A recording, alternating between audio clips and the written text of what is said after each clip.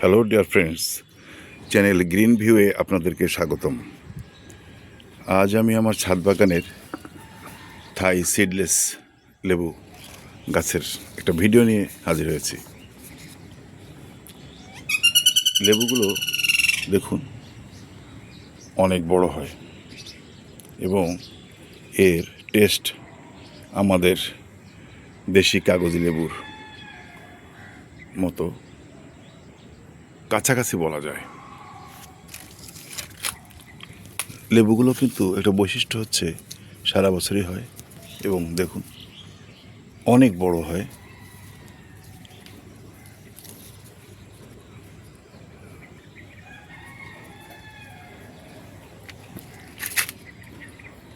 দেশি কাগজি লেবুর সার যে ব্যবস্থাপনা, সেই একই সার ব্যবস্থাপনায় এই লেবু গাছ ভালো ফলন দেয়। আপনাদেরকে গাছটি একটু ঘুরিয়ে দেখাই। দেখুন কি সুন্দর সারা গাছে লেবু হয়েছে।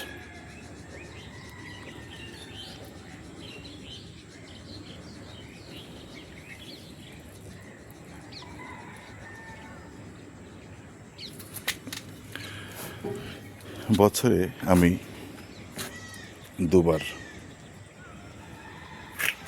দানাদার সার, যেগুলো জৈব সার দেই, আর বছরের অন্যান্য সময় বর্ষাকাল বাদে এবং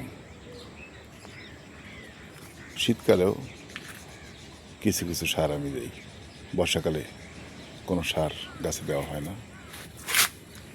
বর্ষাকালে গাছে সার দেওয়ার কোনো প্রয়োজন নেই এবং সার দিলে গাছের ক্ষতি হবে।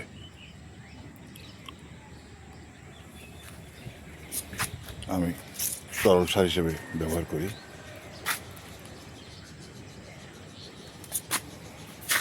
সরিষার খোল, পচা পানি, কলার খোসা এবং কলা, পাকা কলা ভেজানো পানি।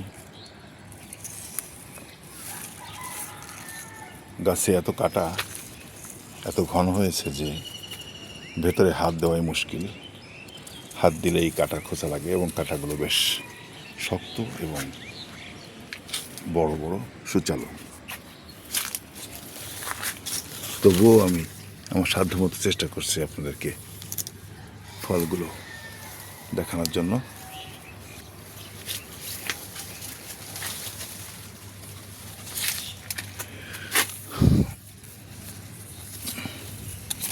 গাছটিতে যথেষ্ট ফল ধরেছে।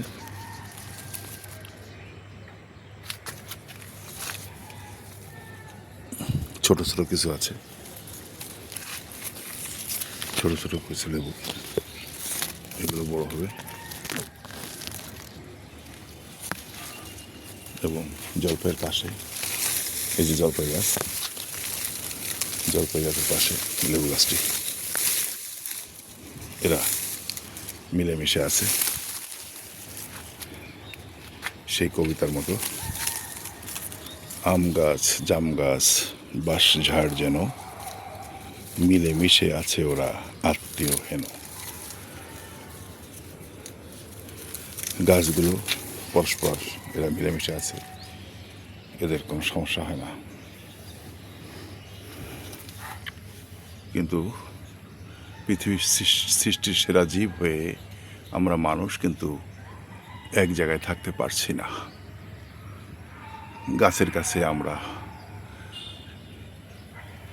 এই পাশাপাশি থাকার শিক্ষাটা আমরা গাছ থেকে নিতে পারি।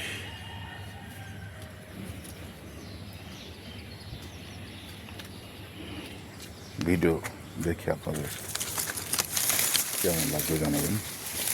যারা সাবস্ক্রাইব করেননি তারা সাবস্ক্রাইব করবেন আশা করছি। নতুন কিছু লেবু,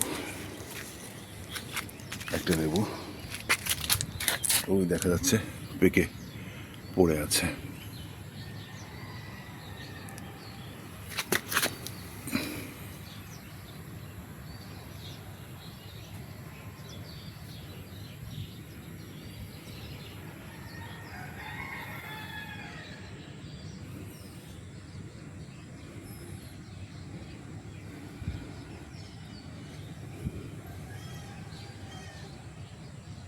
পরিমাণ লেবু ধরেছে দেখতে পাচ্ছেন আপনারা। চেষ্টা করলে আপনারাও এমন লেবু গাছ আপনারা ছাদে তৈরি করতে পারেন। আপনাদের কিছু জিজ্ঞাসা থাকলে কমেন্ট বক্সে কমেন্ট করবেন।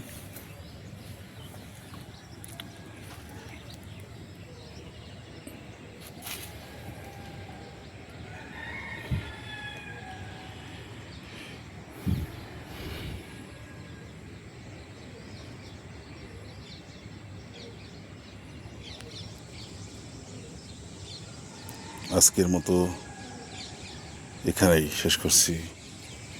সবাই ভালো থাকুন, সুস্থ থাকুন এই কামনায় আজকের মতো বিদায় নিচ্ছি। আল্লাহ হাফেজ।